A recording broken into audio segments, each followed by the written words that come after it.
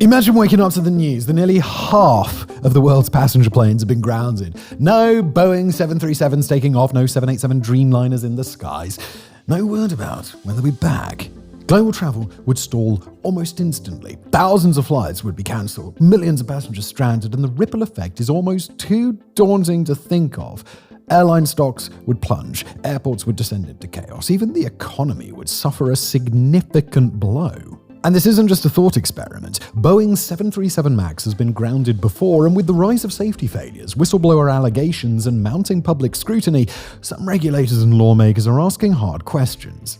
And if the answers don't satisfy them, grounding entire fleets might not be off the table. In today's episode of Megaprojects, we're going to explore what happens if Boeing's passenger jets are forced offline. Because when one company is this essential to global movement, the moment it falters, so does everything else. Boeing, the backbone of global air travel.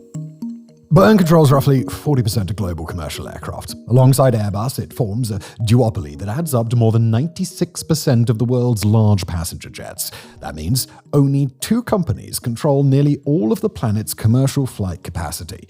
If one of them were to be removed, even temporarily, the global system would buckle because airline schedules would collapse, ticket prices would soar, and economic activity tied to air connectivity worth over $4.1 trillion would take a hit.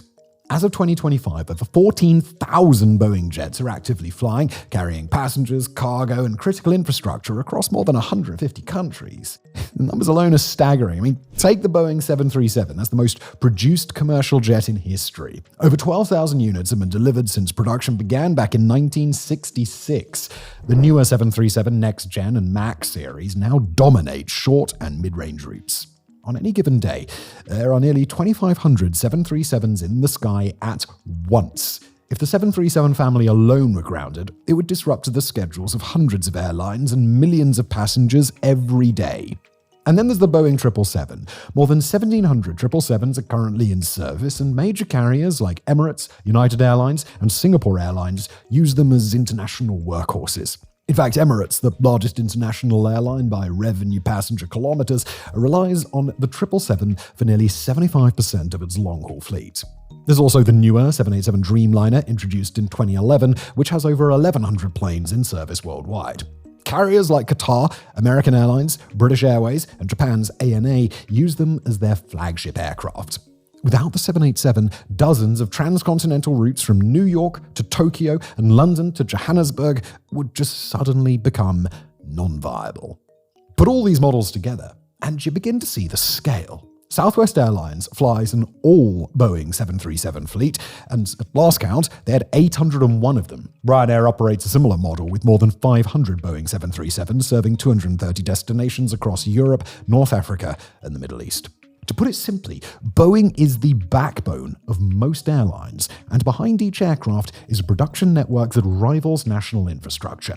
A single 777 has over 3 million parts sourced from 500 different suppliers across more than 50 countries. The 787 Dreamliner's wings, they're built in Japan. Its fuselage is constructed in Italy and South Carolina, and the final assembly takes place in Washington or North Charleston. Each one of those parts must function with near flawless precision. Because when things go wrong, it's an airplane. The consequences are really bad. And that brings us to the major question. What would happen if Boeing's entire ecosystem is found to be faulty? When the 737 MAX was grounded in 2019, more than 380 aircraft were taken out of service. Airlines lost billions of dollars, and Boeing itself hemorrhaged $20 billion in direct losses, fines, and compensation.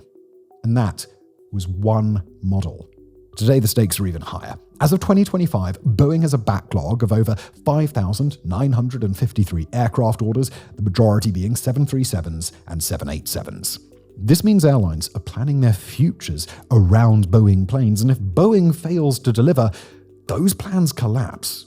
And governments aren't left out. A collapse in Boeing's credibility or output would have significant national security implications, as the United States' Air Force One is a custom Boeing 747, and many air forces rely on Boeing for refueling tankers and cargo planes.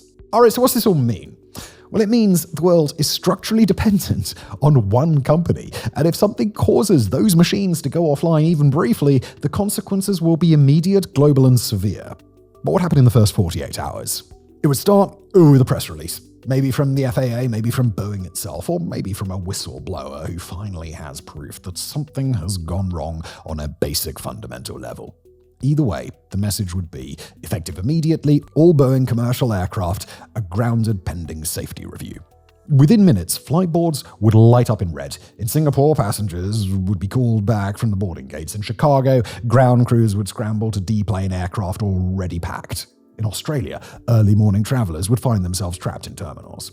By the end of day one, over 35,000 flights would have been cancelled. Not delayed, cancelled. That's more than 4 million passengers without a seat. Since the global airline sector operates on such strict schedules and absolutely razor-thin margins, grounding even one aircraft for a day incurs tens of thousands of dollars in idle crew, maintenance, and lost revenue. Grounding thousands? Well, the loss is going to be astronomical. During the COVID-19 pandemic, the global aviation industry suffered a loss of $419 billion in 2020 alone. That crisis unfolded over months. This one would unfold in hours. Experts at International Air Transport Association, or IATA, estimate that grounding just the 737 MAX fleet in 2019 cost airlines roughly $1 billion per month. That was 387 aircraft. Now imagine grounding between 10 and 14,000. The numbers would quickly exceed $2.5 billion globally. Stock markets would respond within minutes as Boeing's share price begins to plunge and airline stocks are also going to follow. Travel agencies would begin cancelling summer itineraries, business trips would be postponed, governments would scramble to establish emergency task forces, and all of this is in the first 48 hours. All while passengers around the world are stuck at airports with no planes coming. In Australia, a nurse taking a flight from a city would be unable to get to her job in a rural community. In LA, a tech conference folds overnight because half the attendees just don't arrive. By the end of day two, more than $5 billion would have vaporized across the travel ecosystem. We would be looking at millions of stranded passengers and tens of billions in lost business activity within weeks. In fact, some economies are so tied to Boeing-powered air routes that their GDP depends on uninterrupted service. Small island nations like the Maldives, Fiji, or the Seychelles would be particularly hard hit. Not from a loss of tourism, though that alone would be devastating, but also from the loss of their own air lifeline to the outside world. And unfortunately, these are not dramatic hypotheticals. They mirror what happened when volcanic ash grounded planes in 2010, when 9/11 shut down US airspace, and when COVID shut down global aviation. But there is a crucial difference here. This is larger than 9/11. This is larger than COVID, because there's no other plane maker that can pick up the slack in the short term.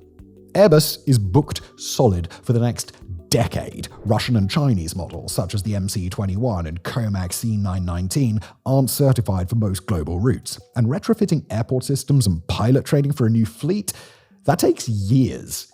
Boeing is part of a larger megaproject system, a complex, decades-old web of training schools, simulators, mechanics, spare parts depots, and certification programs. At any given moment, thousands of student pilots, airline cadets, and commercial crews are in the middle of a Boeing training pipeline. A sudden halt would leave many stranded mid-certification or forced to requalify for Airbus models, a process that takes months and costs tens of thousands of dollars per person. And now, let's zoom out even further. Let's look at the global fallout of all of this. Governments have spent decades securing Boeing orders as part of a geostrategic defense partnership. In many cases, Boeing deals are tied to defense contracts, technology transfers, or bilateral trade incentives. Grounding the jets, especially if forced by US regulators, would spark diplomatic disputes, lawsuits, even trade retaliation. And then there's the fact that Boeing employs over 170,000 people directly and supports nearly 1.6 million jobs through its supply chain.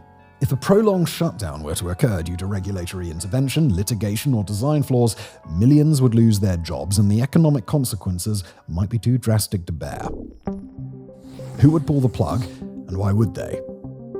If Boeing's fleet of passenger jets were ever forced offline, the decision would come from aviation regulators.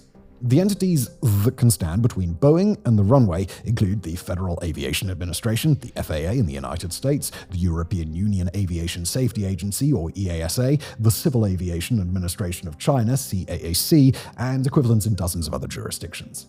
Any one of them could, in theory, issue a directive that grounds a specific aircraft model, or in a truly exceptional case, entire categories of Boeing jets.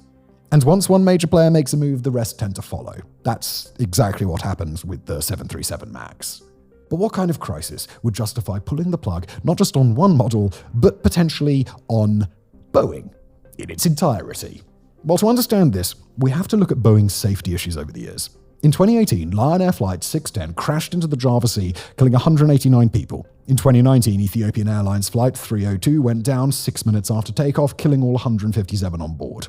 Both involved the same aircraft, the 737 MAX 8, and were ultimately linked to the same flawed software, MCAS, or the Maneuvering Characteristics Augmentation System. This system was designed to stabilize the aircraft, but in doing so, it aggressively forced the nose downward because the sensors were faulty. It turns out that Boeing had downplayed the system's role in pilot manuals and did not provide proper briefings to airlines. China was the first to act. In March 2019, it grounded the 737 MAX. Within days, the European Union, Canada, and eventually the FAA followed. For 20 months, and this is the longest grounding in modern aviation history, the MAX was sat on the tarmac globally. However, what initially appeared to be a single crisis would prove to be the beginning of something so much larger. In 2020, Boeing halted deliveries of the 787 Dreamliner after discovering tiny gaps in the fuselage skin where sections of the carbon fiber body had not been properly aligned during production. These defects raised serious structural concerns about the areas that experience high stress during flight. In 2021, another issue emerged involving the forward pressure bulkhead of the 787. This critical component helps maintain cabin pressure at cruising altitude, and faults here meant an inability to sustain safe cabin conditions. And then came January 5th, 2024. Alaska Airlines Flight 1282, a 737 MAX 9, which suffered a structural failure mid-flight. A door plug panel, essentially a filler plate for an unused emergency exit, detached at 16,000 feet, leaving a massive hole in the fuselage. The aircraft landed safely, and no one died, but a video taken from inside the plane, which showed the aftermath of air roaring in and belongings being sucked out, went viral almost instantly. The FAA launched a full investigation, and what they found was most definitely incriminating. The panel had not been secured properly, and Boeing's production records couldn't even confirm who had last handled the section or whether the bolts had ever been reinstalled after routine work at a subcontractor's facility. Alaska Airlines and United Airlines both confirmed finding additional aircraft with loose bolts, and needless to say, the MAX 9 was then grounded for weeks.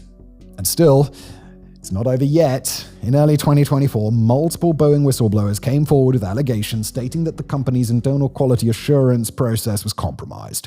John Barnett, a former quality manager at Boeing's Charleston, South Carolina facility, had filed complaints with the FAA stating that Boeing knowingly installed substandard parts and bypassed safety protocols. He claimed that pressure to meet production quotas routinely led to quality lapses being ignored or covered up. On March 9th, 2024, just days after giving a deposition related to the case, Barnett was found dead in a hotel parking lot. Local police called it a suicide, but the incident drew international attention and questions from the public. Could Boeing's safety culture be so compromised that they would murder to keep it quiet? Of course, nothing was ever confirmed. Another whistleblower, Sam Selpour, testified before Congress, claiming that more than 1,000 structural parts on 787 Dreamliners were improperly fastened, with gaps exceeding FAA specifications. He also claimed that he received punishment internally for raising concerns. Suddenly, it became also apparent that the concerns were not only about faulty aircraft, but also about accountability systems and substandard protocols that allowed deliberate issues like this to pass safety checks. Now, the question is, what would it take to ground Boeing? According to US aviation law, the FAA has the authority to ground aircraft if there is, quote, reasonable cause to believe continued operation would pose a safety risk. That definition leaves regulators with pretty wide latitude. If there's enough evidence to show that Boeing's safety problems are not isolated, but structural, that is, evidence that shows the safety problems affect multiple models, factories, and workflows, regulators will be compelled to issue a grounding. not just for the 737 MAX or the 787, but potentially for any aircraft that emerges from the flagged production line. Despite all this, no regulator has pulled the emergency brake on Boeing as a whole, because the cost of doing so would be staggering. We described the implications earlier in the video today, and with no system in place to cover the huge gap Boeing's departure would cause, it seems easier to tighten safety laws and carry out performance checks on Boeing than it is to ground it entirely. In other words, the system is heavily reliant on Boeing, and the regulators know it. But this doesn't mean they would not be forced to damn the consequences if they have the required evidence that leaving Boeing jets in the air would be more catastrophic, especially as that would spark public outrage. Already passengers are voicing concerns. In early 2024, there was a rise in searches for phrases like, "Is it safe to fly Boeing?" Online forums tracked which flight numbers used Boeing planes. Some airlines were even asked to rebook passengers on Airbus models whenever possible. No one can deny that the pressure is mounting. And if the FAA or EASA were to act by issuing emergency airworthiness directives, expanding inspections, or ordering a halt to deliveries, it would be a signal to the world that Boeing passenger jets might soon be forced offline. Winners and losers. What happens to Airbus, China, and the industry? Alright, so if that happens, something would have to fill the void that Boeing left behind. Fast. And that someone is almost certainly Airbus. With Boeing sidelined, Airbus becomes the undisputed global leader in commercial aircraft production. It currently holds roughly 56% of the narrow-body market due to Boeing's post-MAX stumble, and the A320neo family, Airbus's direct rival to the 737, would see an immediate surge in demand. However, dominance brings its own problems. Airbus's orders backlog is already immense, with over 8,617 commercial aircraft as of 2025, and production slots for popular models like the A320neo sold out until 2030. Even under normal circumstances, Airbus can only produce 45 to 50 A320 family jets per month, with plans to scale up to 75 by 2026. But replacing every Boeing 737 and 787 currently flying, that would require doubling or even tripling their capacity. And this isn't a software update, it's a logistical puzzle involving engine suppliers, fuselage fabricators, avionics, thousands of subcontractors, and a web of international supply chains, each with its own bottlenecks. So while Airbus would win the market, the immediate challenge becomes scale.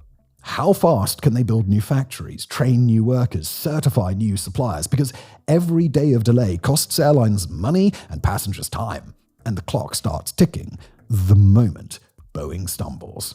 And then there's China. The COMAC C919, Beijing's answer to the A320 and the 737, has been under development since 2008 and started limited commercial service in 2023 with China Eastern Airlines. Until now, it's been treated by much of the industry as a domestic curiosity, a symbol of China's ambitions, rather than a real threat to the Airbus-Boeing duopoly. But a Boeing collapse would change the equation, and global carriers desperate for capacity might take a second look. The C919 uses LEAP engines, the same ones powering Airbus and Boeing's narrow-body aircraft, and features avionics from Honeywell and other Western firms. The airframe is certified in China, and while it hasn't yet cleared EASA or FAA hurdles, political momentum can shift quickly when planes are grounded and demand surges. Could the C919 establish a foothold in markets such as Southeast Asia, Africa, or Latin America, where aircraft shortages may outweigh concerns about certification and regulatory approval? Possibly. But with just 18 aircraft delivered as of mid-2025, COMAC's real problem is the same as Airbus's. It's that of production. The C919 is still in the early stages of serial production, with plans to increase its production to 50 aircraft per year. Even if that doubles annually, it won't be a quick fix for global shortages. Still, geopolitically, the symbolism matters. A weakened Boeing gives China a clear path to pitch its aviation ecosystem as a viable alternative, which would give Beijing something it's always wanted: influence through infrastructure. Even if adoption is slow, perception would shift quickly, and every inch gained now could pay dividends later. But there's more. If Western regulators freeze Boeing's production or revoke safety certifications, and Airbus can't scale fast enough to meet global demand, a new kind of global aviation divide could emerge. Call it aviation apartheid, where wealthier countries secure fleets of newer, certified Airbus jets, while poorer nations are left flying aging 737s, buying surplus aircraft from grounded fleets, or relying on uncertified alternatives like the C-919 or the Russian MC-21. And this isn't speculative. We've seen this pattern before with vaccine distribution, green energy tech, and even digital infrastructure. And it always leads to two-tiered safety, two-tiered access, two-tiered economic recovery. And this is significant because it could worsen the very global inequality that the aviation industry really once helped shrink. But let's zoom out to the megaproject scale now. Countries like Saudi Arabia, India, and Indonesia are pouring billions into massive new airport megaprojects. The New Delhi IGIA expansion, Indonesia's Kertajati, and Riyadh's King Salman International. These terminals, runways, and logistics centers are being built with assumed aircraft deliveries from both Boeing and Airbus. The Saudi government has ordered nearly 80 Boeing 787 Dreamliners for its national carrier plans under Vision 2030. Those are critical to their tourism and business hubs. If Boeing fails to deliver, it would stall their plans and hamper their vision. Is Boeing too big to ground? We've all heard the phrase, too big to fail. Usually, it's about banks, institutions that are so vital to the global economy that their collapse would ripple through markets, governments, and everyday lives. But what if the same principle applies to the sky? What if Boeing is too big to ground? Because right now, that's the uncomfortable question aviation regulators, governments, and industry leaders are grappling with. Ultimately, it's a story about dependency. Boeing's collapse, even a partial one, would reshape global aviation overnight. However, it also highlights the vulnerability of modern megaprojects to industrial concentration. So, if Boeing is too big to ground, then the real issue isn't just size, it's accountability. Because right now, too much depends on too little oversight. In short, we've built an interconnected system on the back of a duopoly, and now we're discovering just how fragile that system can be. So, what's the alternative? Can we imagine a future where Boeing isn't the only supplier holding up half the sky? One option's diversification. Smaller aircraft manufacturers, Embraer in Brazil, Mitsubishi, Comac China, and Russia's Irkut all exist. And while they don't have the scale, certification status, or market penetration to replace Boeing, plans can be made towards that. The EU could fund a regional jet development program. ASEAN nations could coordinate infrastructure sharing for the adoption of Comac. Africa, one of the fastest growing aviation markets, could co-invest in indigenous manufacturing capabilities with proven partners. It wouldn't be cheap. However, relying on a duopoly might prove even more costly in the long run. Thank you for watching.